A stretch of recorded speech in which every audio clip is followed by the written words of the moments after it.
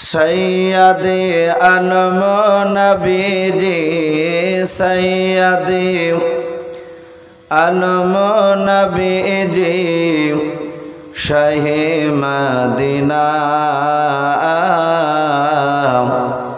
और मदीना जाइते नबी जे हलेन रवाना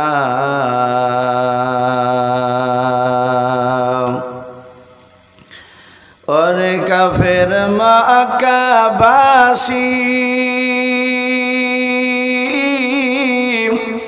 नबीजी के मरब बोले ओई घेरे बसले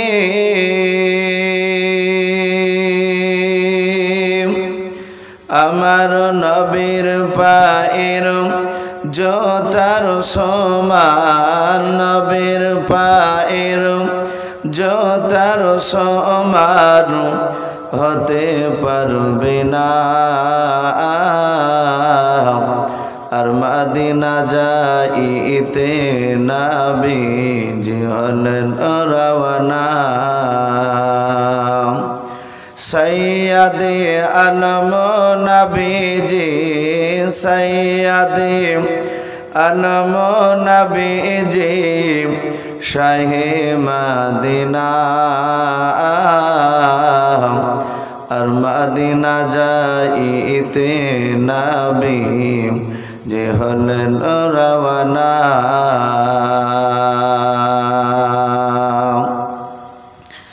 नबी बलेन अबू बकर हिजरत करी चलो गो ओई हुक्मे खुदार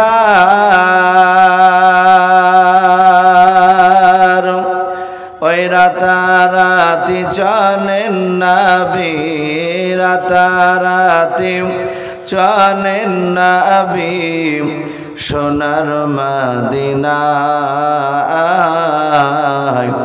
और मदीना जाइते नबी जे हलेन रवाना नबी बलेन हजरत आली आमार बिछानाय सोए जाओ गो ओई तुम्हारे बोले हजरत आली सोए गेलेन हजरत आली सोए गेलेन नबीर बिछानाय और मदीना जाइते नबी जे हलेन रवाना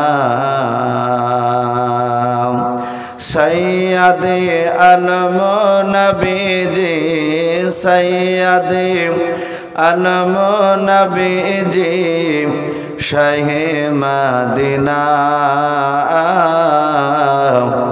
और मदीना जाइते नबी जे हलेन रवाना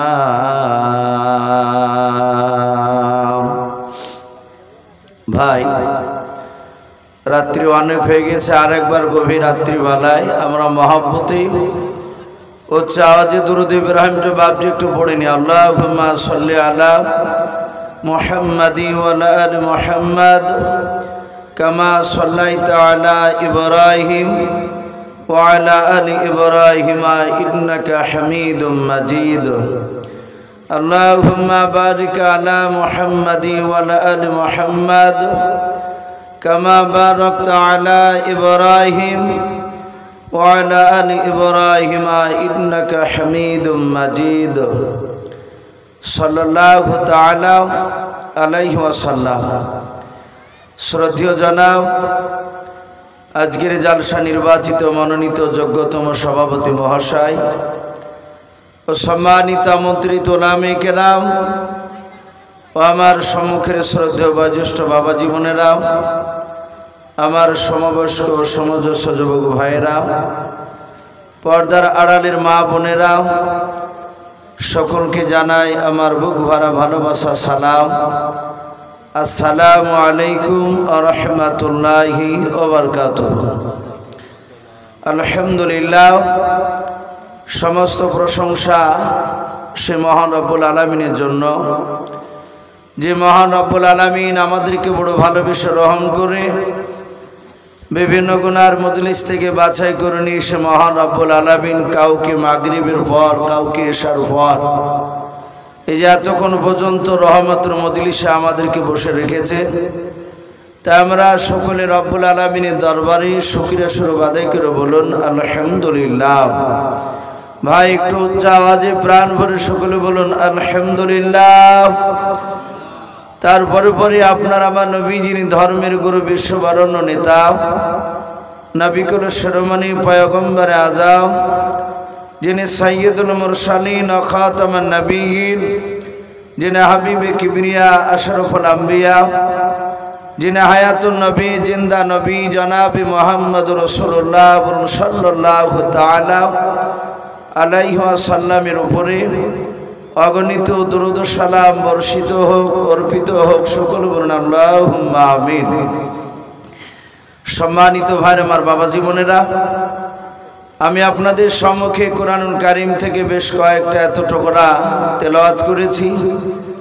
তারপরে পরে বিশ্ব নবীজির পবিত্র জবান থেকে মাত্র আমি দুটো হাদিসের টুকরা পাঠ করেছি। ইনশাআল্লাহ যত সময়ের মধ্যে আমার বক্তব্য করব, ভাই আমাকে একটু টাইমের দিকে ইশারা করেছেন কতটা পর্যন্ত এই সভা বাবজি চলবে।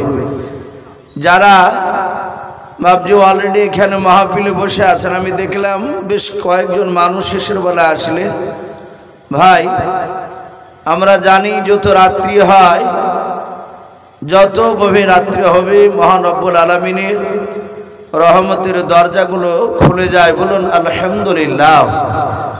তাই ভাই আপনারা যারা বসে আছেন, যে ছন্ন ছাড়া হয়ে যদি বসে না থেকে একটু যদি জমে বসতে, কমসে কম মহান রব্বুল আলামিনের বাবজি ক্যামেরায় গভীর রাত্রিবেলায় আমরা যে জমে বসা একটা নবীর সুন্নাত, এই একটা সুন্নাত যে জিন্দা করতে পেরেছি, এটা বাবজি কমসে কম আল্লাহর ক্যামেরাতে উঠে যায়।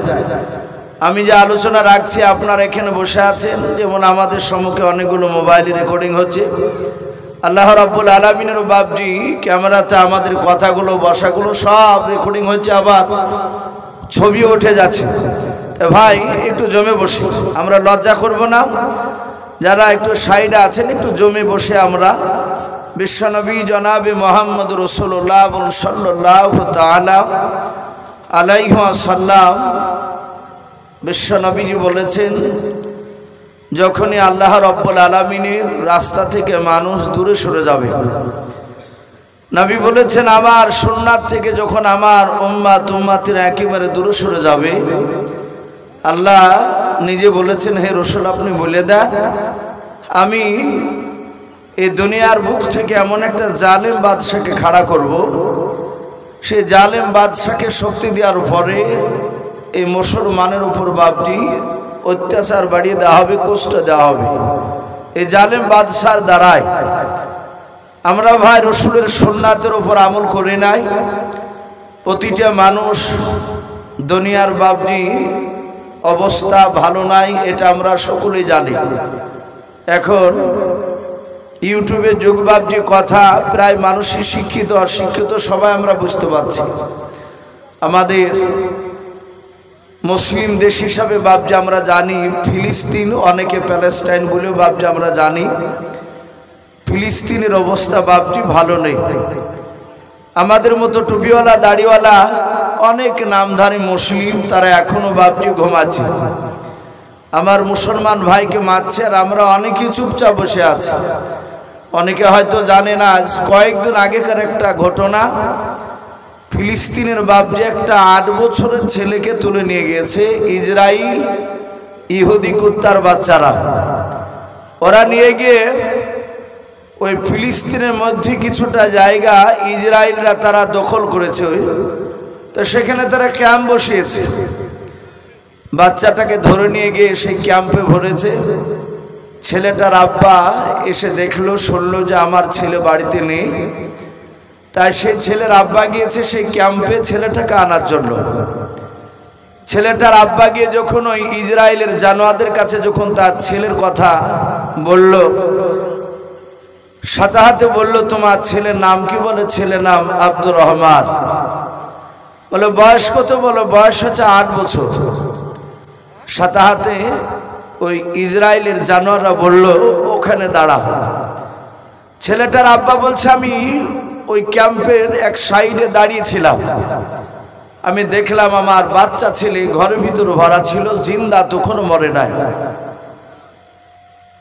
মুসলিম যে ফিলিস্তিনের যুবক ভাই, তিনি বললেন, ভাই আমার ছেলেকে যদি মেরে দেন, যদি জবাই করে দেন, গুলি করে যদি মেরে দেন, তাহলে লাশটা দেন, আমি নিয়ে গিয়ে আমার ছেলেটাকে আমি কবর দিব, আমি দাফন করব। ওই জানোয়াররা বলল, তুমি দাঁড়াও। ছেলেটার আব্বা বলল যে আমি দেখলাম ছেলে জানালা থেকে চিৎকার করে আব্বা আব্বা করে ডাকছিল। ওই ইহুদির ওই ইসরায়েলরাও তার সৈন্যরা বাপজি তারা ওই 8 বছরের ছেলেটাকে বলছে তার বাপের সামনে তাজা চাকু দিয়ে গরুর চামড়া ছিলা করে বাপজি ছিলতে লাগলো। ছেলেটা চিৎকার করে আওয়াজ করে কাঁদছে। লোকটার বলে যে আমি দাঁড়িয়ে দাঁড়িয়ে দেখলাম আমার সন্তান কিছুক্ষণ ধরে কাঁদতে কাঁদতে তার আওয়াজ বন্ধ হয়ে গেল, ছেলেটা মারা গেল। তার জিন্দা অবস্থায় হাড় থেকে তার মাংসগুলোকে বাপজি পুরো ছাড়িয়ে নিয়ে একটা বস্তায় ভরে ওই লোকটার সামনে নিয়ে এসে কম্পিউটারও বাপজি ওজন করে 16 কেজি গোস্ত বস্তায় ভরে মেপে বলল, তোর এই ছেলের গোস্তকে নিয়ে গিয়ে দাফন কর। এই যে বাপজি আমাদের মুসলমানের এই অবস্থা, আমাদের আমল বাপজি ভালো নেই। সাহাবায়ে কেরামরা যারা যেভাবে ভালোবেসেছিল রাসূলের সুন্নাতকে, আমরা মুঠি মানি নাই। আমরা অনেক উলামার মুখে বাপজি শুনছি, কিন্তু আমল করি নাই। সাহাবায়ে কেরাম রাদিয়াল্লাহু তাআলা আনহুম আজমান গুনেরা তারা রাসূলের কথাকে শুনতেন, ওয়াসামি'না ওয়া আতা'না। নবীজির কথা সাহাবারা শোনার সাথে সাথে তারা আমল করতেন। বলুন আলহামদুলিল্লাহ। তবেই তারা দামি হয়েছিলেন। আপনারা হয়তো অনেক জায়গায় শুনেছেন আল্লাহ রাসূল সাল্লাল্লাহু তাআলা আলাইহি ওয়াসাল্লাম মসজিদে নববীতে বাপজি বয়ান রাখছিলেন, আলোচনা করছিলেন। নবীজির গলার আওয়াজ এত মধুর, এত সুন্দর দিয়েছিলেন আল্লাহ। মক্কার বেঈমানেরা যারাই বিশ্ব নবীর কথাকে বাপজি 5 মিনিট ধরে শুনেছে, তারা ঈমান না নিয়ে থাকতে পারে নাই। বলুন সুবহানাল্লাহ। নবীর কথা যারাই 5 মিনিট শুনেছে, বেশিরভাগ বেঈমানেরা তারা কানে তুলো ভরে বাপজি রাসূলুল্লাহ কথা যেন আওয়াজ শুনতে না পায় এ ধারণা করে তারা তুলা কানে ভরে নিয়ে ঘুরে বেড়াত। কিতাবে লিখেছে ওমর, আমরা যার নাম শুনেছি হযরতে ওমর ফারুক রাদিয়াল্লাহু তাআলা আনহু, যে ওমর বিশ্ব নবীকে বাপজি আগে চিনতে পারেনি। এই ওমর গোটা মক্কা নগরের মধ্যে এত বড় বাপজি মস্তান ছিল যে ওমরের নাম শুনে মানুষ ভয়ে থরথর করে কাঁপত। সে ওমর বলছে, আমি মুহাম্মদ সাল্লাল্লাহু আলাইহি ওয়াসাল্লামের কথা ঈমান আনার আগে আমি মুহাম্মদ সাল্লাল্লাহু আলাইহি ওয়াসাল্লামের কথা আমি 5 মিনিট শুনি নাই। আবু জেহেল বলেছিল, লা তাসমাউ লিহাযাল কুরআন, মুহাম্মদ সাল্লাল্লাহু আলাইহি ওয়াসাল্লামের কথা শুনলি তোমরা এইভাবে কানে আঙুল দিয়ে চলবা, কোরআনের কথা শুনবা না। ভাই, ওমরের ঘটনা অনেক লম্বা আছে। ওমর রাসূলের কথা শোনার পর আর থাকতে পারেনি, সেই ঈমান নিয়ে চলে এসেছে। তা আল্লাহ রাসূলের কথা শোনার জন্য সাহাবায়ে কেরামরা বাপজি দলে দলে যাচ্ছিলেন। নবীর সাহাবারা মসজিদে নববীতে সকলেই সুন্নাত তরিকায় বাপজি তারা বসা ছিল। আল্লাহ রাসূল সাল্লাল্লাহু তাআলা আলাইহি ওয়াসাল্লামের একজন খুব দামি সাহাবা, বয়স্ক সাহাবা, যিনাকে মুরব্বী সাহাবা বলা হতো, ওনার নাম কিতাব এসেছে হযরতে সালমান ফারসি রাদিয়াল্লাহু তাআলা আনহু বলে নাম। এ সালমান বলে, আমি নবীজির কথাগুলো শোনার জন্য বাড়ি থেকে বেরিয়ে রাস্তা দিয়ে হেঁটে যাচ্ছিলাম। সালমান বলে, আমি নবীজির দরবারে আমি তখনও পৌঁছাতে পেরেছিলাম না। আমি রাস্তা দিয়ে হাঁটতে হাঁটতে দেখলাম আমার সামনে আর একজন সাহাবা হাঁটছিলেন। ওনারও নাম বাপজি কিতাব এসেছে হযরতে উরাইকা রাদিয়াল্লাহু তাআলা আনহু বলে নাও। আল্লাহ রাসূল বলেন যে আমি সাহাবা সালমান আর উরাইকাকে আমি জানতাম না যে তারা আসছিল, কিন্তু সালমান বলেন আমিও রাস্তা দিয়ে যাচ্ছিলাম, আমার আগে আগে হযরতে উরাইকা নামক রাসূলের একজন দামি সাহাবা, উনিও বাপজি আগে আগে হেঁটে হেঁটে ওই মসজিদে নববীর দিকে তারা দুজনই বাপজি যাচ্ছিল। সাহাবা সালমান বলেন দেখলাম উরাইকা বেশ কিছুটা দূর যাওয়ার পরই কারো কথা আমি শুনতে পেলাম না, উনি সঙ্গে সঙ্গে রাস্তার ধারে তিনি বসে পড়লেন। আল্লাহ রসুলের বাপজি সাহাবাই কেরাম রাদিয়াল্লাহু তাআলা আনহু সালমান ফারসি উনি বলেন আমি উরাইকাকে মাটিতে বসতে দেখে আমি মনে মনে ধারণা করলাম উরাইকার কি হলো, এ রাস্তা যেতে যেতে হঠাৎ বসে পড়লো কেন? সাহাবা সালমান ফারসি বলেন আমি গিয়ে সালাম দিলাম। সাহাবাদের সবচেয়ে বাপজি তাদের সুন্নাত বেশি তারা গুরুত্ব দিত, তারা আমল করতো বাপজি এই সালামের আওয়াজটা প্রথাটা, অফসাউ সালাম, সালামকে প্রসারিত করা, সালামকে ফাইলে দেওয়া। ওরা বাপ বেটাতে দেখা দেখি হলে মানুষকে মুসলমান দেখলি বাপজি সালাম দিতে। আজ আমাদের একটা মানুষের হাত উঁচু করে বলতে পারবো না যে ভাই আমরা মানুষকে দেখলে সালাম দিই, এমনকি বাপ বেটা তো সালাম দিই। আমরা বলতে পারবো ভাই এরকম বাপ বেটা সালাম দেওয়া দিয়ে হয়? আমরা লজ্জায় অনেকে সালাম দিতে পারি না। অনেক আলেমকে দেখেছি তারাও বলে যে ভাই আব্বাকে সালাম দিতে লজ্জা লাগে, কিন্তু আমার বিশ্বনবীর সাহাবা সালমান ফারসি উনি গিয়ে হযরত উরাইকাকে বাপজি গিয়ে সালাম দিলেন। হযরত উরাইকা রাদিয়াল্লাহু তাআলা আনহু তিনি সালামের উত্তরটা উনি জানতেন। সালাম দেওয়া হচ্ছে সুন্নাত আর উত্তর দেওয়া হচ্ছে ওয়াজিব। আমি সালাম শুনলাম, সালমান সালাম দিয়েছে, আর আমি যে উত্তর না দিই তাহলে বড় ধরনের গুনাহ হয়ে যাবে। হযরত উরাইকা রাদিয়াল্লাহু তাআলা আনহু তিনি আস্তে করে বলেন ওয়া আলাইকুমুস সালাম ওয়া রাহমাতুল্লাহি ওয়া বারাকাতুহু। সালমান ফারসি হাতখানা ধরে বলছেন ভাই উরাইকা তুমি রাস্তা যেতে যেতে হঠাৎ বসে পড়লে কেন বলো?